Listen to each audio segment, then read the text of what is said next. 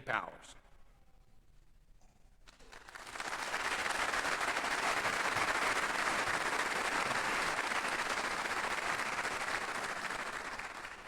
This year, we are continuing the tradition of recognizing the recipient of this prestigious award at baccalaureate and giving them the opportunity and the honor of addressing the graduating class.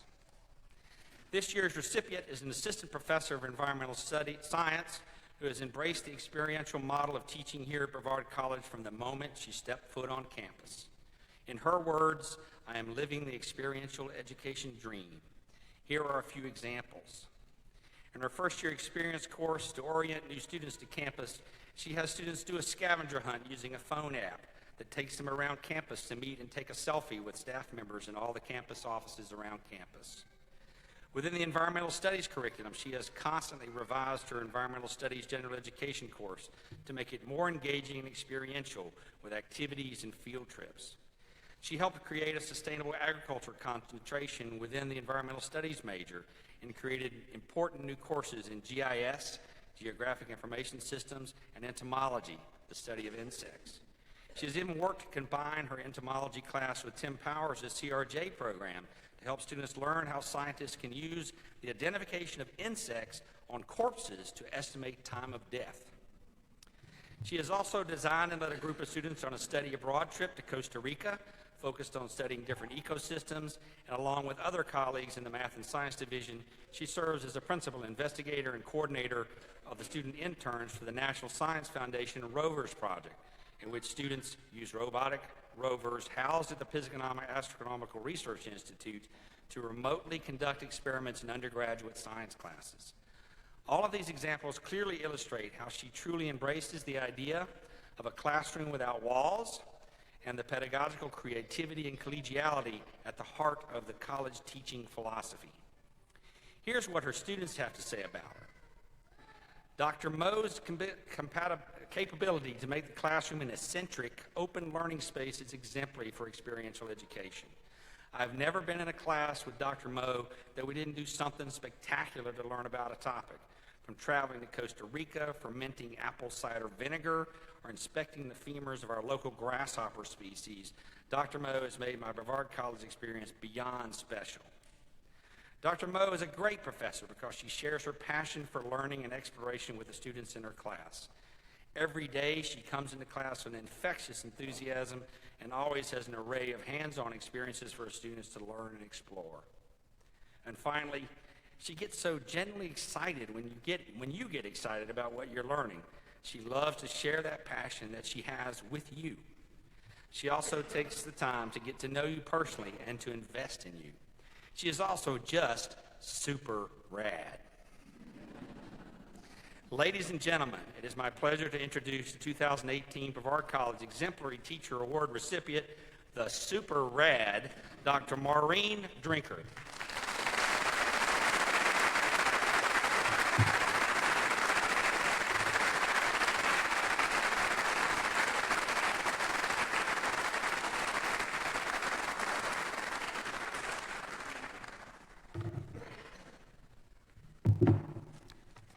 Well, hello, and thank you for that wonderful introduction.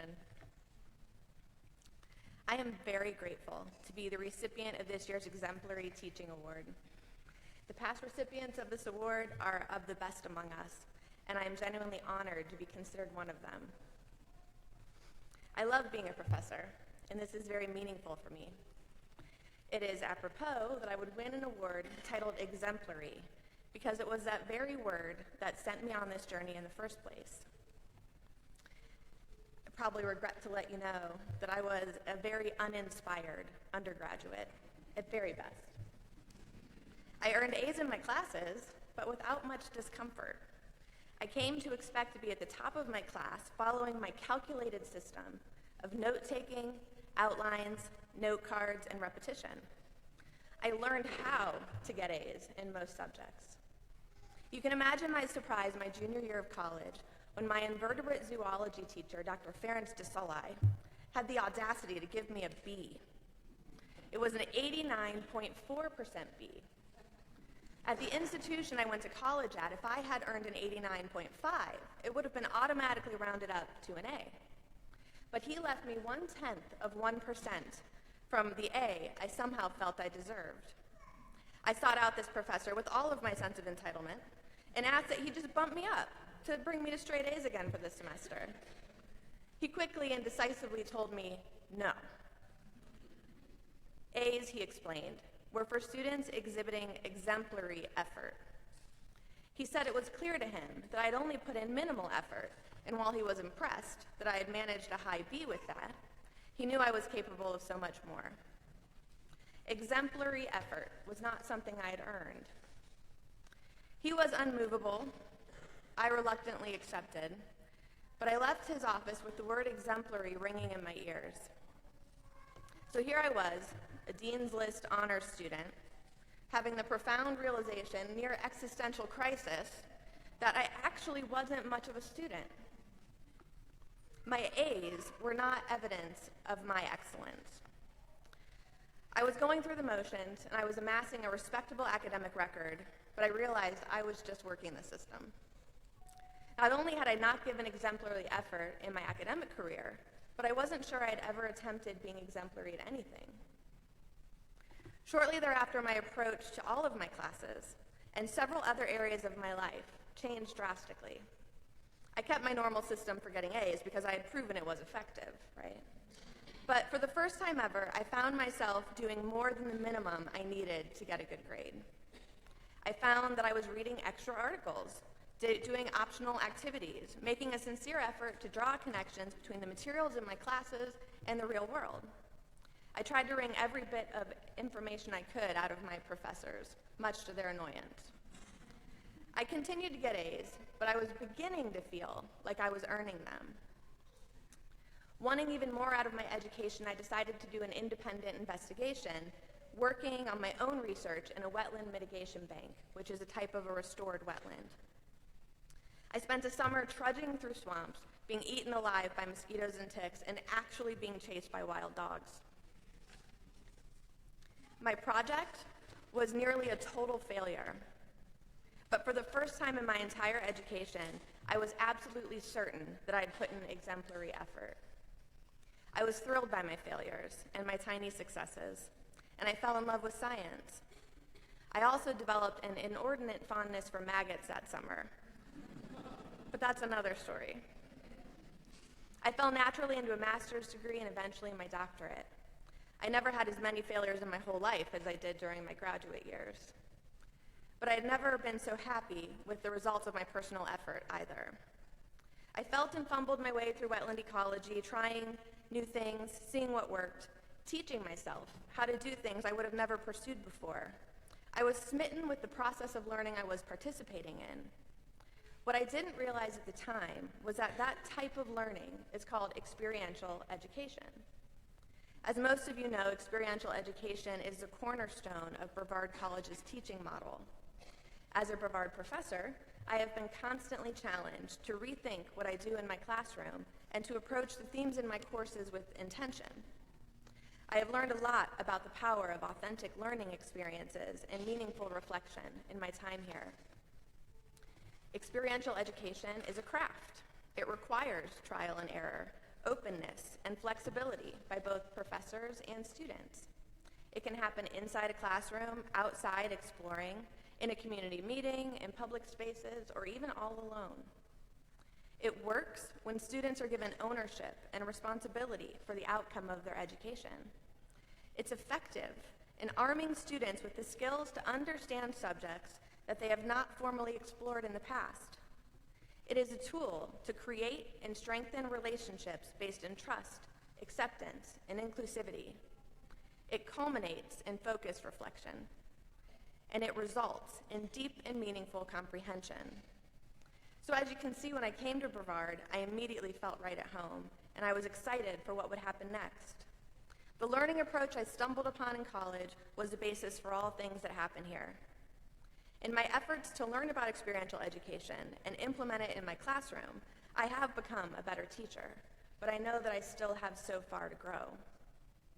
I have spent the past 4 years here watching the impact of this style of teaching and learning on you too, the students. I have seen many of you enter my classroom unsure of why you should care about environmental or ecological issues. And I've watched you leave my courses champions of the planet, ready to take action. You've become engaged citizens. You know how to make an impact in the world, and you feel empowered to do so. And I have watched you discover what your version of exemplary is. I am so very proud. And again, I am honored to receive this award because I am just one of many people up here on this stage who have worked very hard to be the best versions of ourselves so that we could be the best professors we could be to you. And I know that we are all proud of you. So graduates, it's your proverbial fork in the road, right? As you go out into the world making decisions that will impact your lives, remember, you can always backtrack and choose a different fork. Don't be afraid to try them all, and don't ever feel bad about turning away from things that are no longer working for you. Save your energy and your precious, precious time for the things that spark your passion and allow you to grow. I wanted to leave you with the advice that I give my graduating advisees each year. You see, I have a hobby, a passion that I'm not very good at, but I pursue anyways. I make crappy ceramics.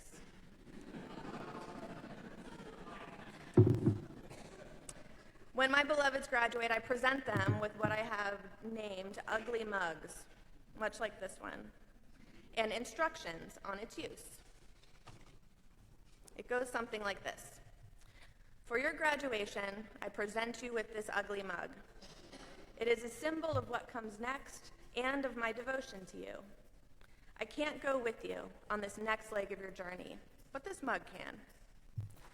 When I made this mug, I thought I knew what it would turn out like. I thought at very least it would be round and smooth, but I didn't even get that right. Your life, like this mug, won't turn out like you think it will. It'll be good, and it'll be great.